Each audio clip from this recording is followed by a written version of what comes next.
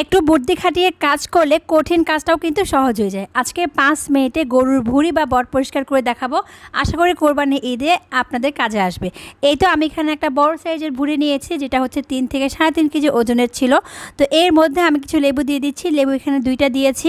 আর লেবুগুলো এরকম করে কেটে রস সহ একসঙ্গে কিন্তু দেওয়া হয়েছে। তারপর এই তো একটা চুনের প্যাকেট দেখছেন, যেটা হচ্ছে আপনারা দোকানে পেয়ে যাবেন। এই চুনের প্যাকেটটা 10 টাকা ছিল। তো 10 টাকা দিয়ে কেনা চুনের প্যাকেটটার মধ্যে যতটুকু চুন ছিল তার থেকে অর্ধেক চুন আমি এর মধ্যে দিয়ে ভালো করে মিক্স করে নিচ্ছি।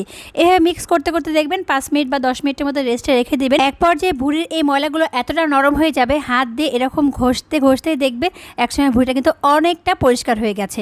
আমি প্রায় 10 থেকে 15 মিনিটের মতো আমি রেস্টে রেখে দিয়েছিলাম এই সব কিছু উপকরণ দিয়ে, মানে যে চুনগুলো আমি দিয়েছিলাম।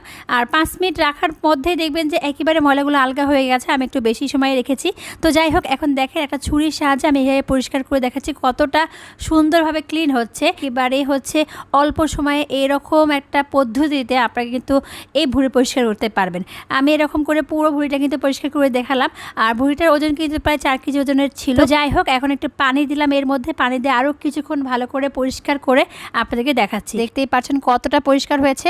আজকের ভিডিও ভালো লাগলে অবশ্যই কমেন্টে জানাবেন। বেশি বেশি করে শেয়ার করে রাখবেন একে অপরের সঙ্গে, যেন কোরবানি ঈদে সবার এই কাজটা সহজ হয়ে যায়। আজকে এই পর্যন্তই। আল্লাহ হাফেজ।